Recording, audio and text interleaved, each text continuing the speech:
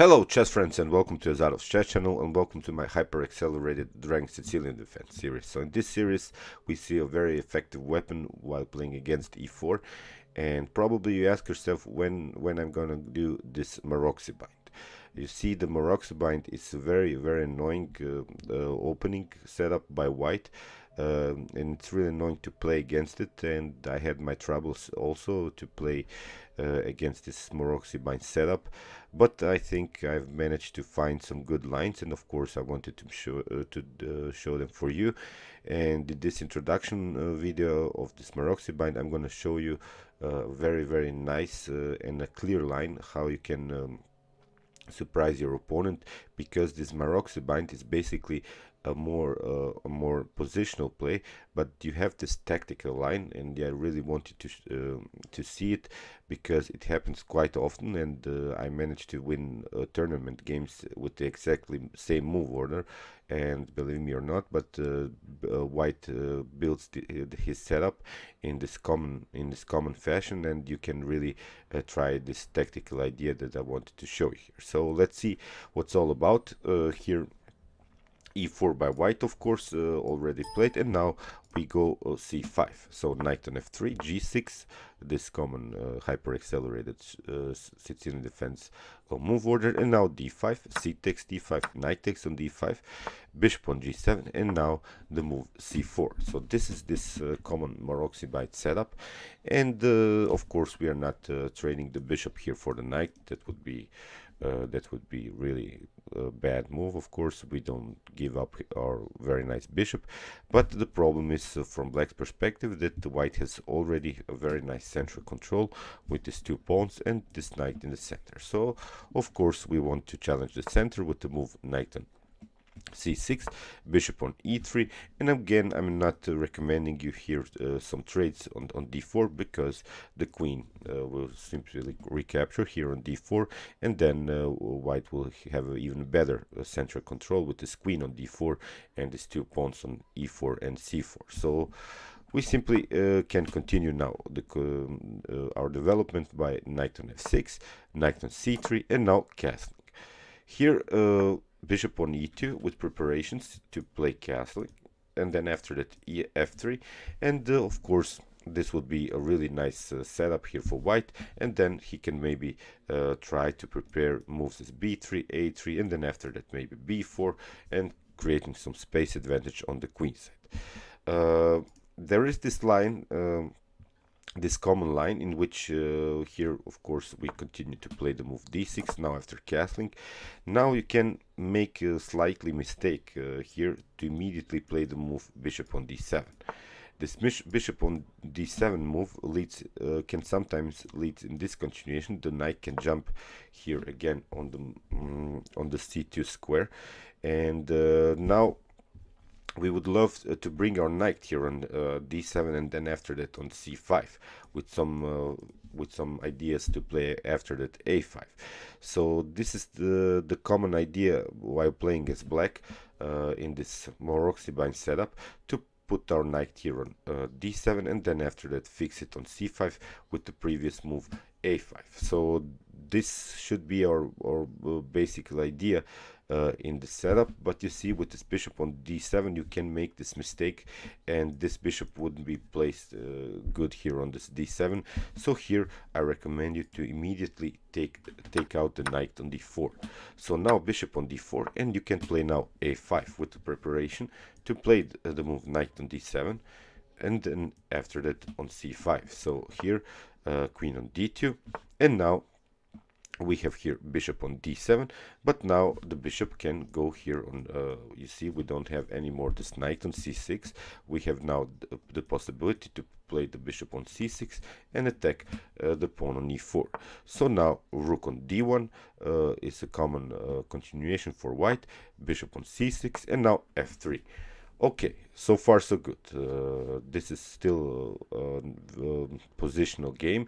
You see, white has again his central control. He has also a very nice placed bishop here on d4. So of course, as I said, his main idea is to get here a breakthrough on the queen side and try maybe here moves as b5, kick away the bishop, or after that if we put the knight here on c5 to kick away the knight with moves as b4. So now comes this move, knight on d7 with the let's see the possible continuation if white takes, and you of course take, and now maybe queen on d4, you play simply king on g8. Let's now evaluate a little bit the position. I'll show you in my future videos, of course, also this kind of lines, but you see the problem now for white is that he has a bad bishop. He has this bishop which is blocked out by its own pawns, and it's really hard after that to kick away the knight if we fix it on the square c5. So he can maybe try here rook on b1. We maybe fix our knight here on c5. You see it's hard to kick away the knight with move as b4. It has to be prepared with moves as b3, a3, and then after that b4. And if the knight jumps in, we can simply take out the knight. Maybe if c takes d4, you see white will continue the game with this very weak bishop, which is really blocked out by its own pawns. And our main idea in this kind of lines would be the restriction of the activity of this bishop. So you see we have a very nice knight on c5. We can play moves as queen on b6, connect the rooks, and then play simply on this semi-open c file. Try maybe even just to get rid of the queens of the board, really go for the simplification.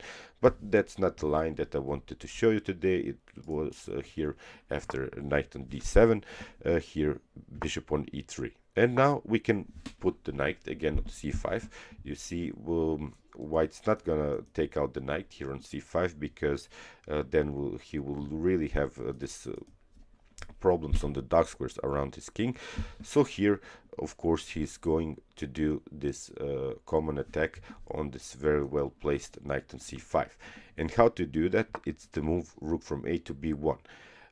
Now we can play the move bishop on e5, and this is this common move order that I really wanted to memorize it. I don't think it's hard to memorize, but you want to play actively with your pieces.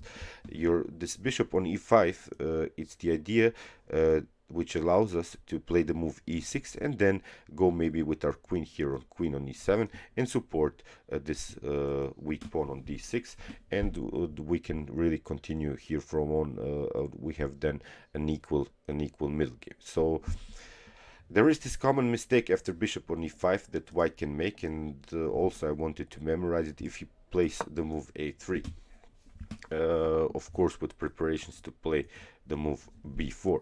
Here we have a very nice positional move. You have the move a4, and you see there is no possibility anymore for white to play the move b4 because you of course simply recapture with en passant, and that's the problem. This move b4 has to be prepared with moves as b3. So let's see now after b3. Now you can play e6 with this idea, as I said, to play maybe the queen on e7 and then support with this rook from f to d8 and really support this pawn on d6.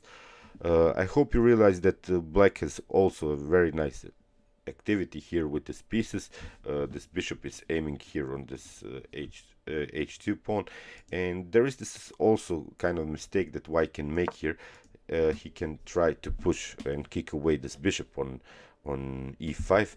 Well, then you can simply here capture the knight on c3.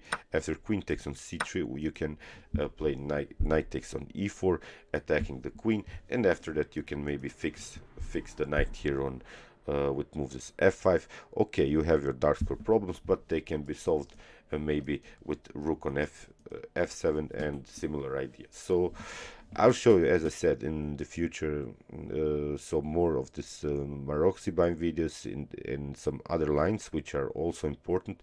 But as I said, here I wanted to show you first this very nice tactical line. So here after e6, you see white can maybe go here with moves as knight on b5 and try to grab your d6 pawn. And it happens really often. It happened to me quite a lot. So here white probably thinks that, okay, now I can grab really his pawn, but that's not really true. This knight on b5 is basically a losing move already. So here we have a very nice line, queen on h4, attacking here h2, creating this checkmate threats already. And now if white tries g3, you have a very nice tactics here. You can simply take bishop takes on g3, h takes g3, and now queen takes on g3, and now the king maybe tries here to go on f1. Now you have a very nice idea, and that's all possible because the knight after here from c3 when jumped here on b5, you see it left the defense of this e4 pawn, which is only now protected by this f3 pawn. And that's really important to see here, because you have a very nice continuation here. You have the move knight takes on e4. So let's see now, f takes e4, you have now f5. You see, we can really open now this f file. And what to do here, let's see continuation. If bishop on f4, then you have simply f takes e4, and of course there's no way for white to take the queen because of the pin here. So here maybe knight on d4 can be played, but then you can simply take. And now if the bishop comes, you have again e takes f3, and now you see with this very nice material, of course black will have a winning position here. So let's see, maybe here a continuation, bishop on f3. Again with the same idea, you can play simply f takes e4, and of course after knight on d4 again you can maybe take with the rook here, knight takes, then you bring the other rook here into the game, queen goes here, and then you have rook takes on f3. Again white has to react. If the king goes here, you can take the bishop on a3, and here you see again we have a very nice position. Okay, white has to react, maybe to attack the rook, but then you have simply rook on f3. The king has to react again, and then you can really cement the position here with moves as d5, c takes d5, maybe e takes d5, and you see now we have 4 pawns and the bishop for the rook. And of course this would be a completely winning endgame for black. So I hope you realize this idea. Really, you should memorize this line after knight on b5, that it's possible here to play the move queen on h4. You see, it doesn't bring you also if white tries here h3, then you can go with your queen here around, and again playing with these ideas to play f5, or this sacrifice of the knight on e4. So these are common tactical shots in this hyper accelerated dragging Sicilian defense against this Maróczy Bind. And I really want you to memorize this line, because this line will be our guiding line through our hyper accelerated dragging Sicilian series against this Maroczy Bind. This will be our basics from which we'll build on our defense against this very annoying setup by white. So I hope you enjoyed this video. You should really memorize it. As I said, please memorize this line. It's really important because we want to continue from here, and it gets more complicated, and this is something that you should really know. So of course you can watch my other hyper accelerated dragging Sicilian videos or if you want to have a very nice opening against d4, and you can also watch my King's Indian videos if you have troubles playing against the d4. And of course guys, don't forget to subscribe to my channel. Thanks you for watching, and of course we're going to continue with this hyper accelerated dragging Sicilian defense. See you soon guys.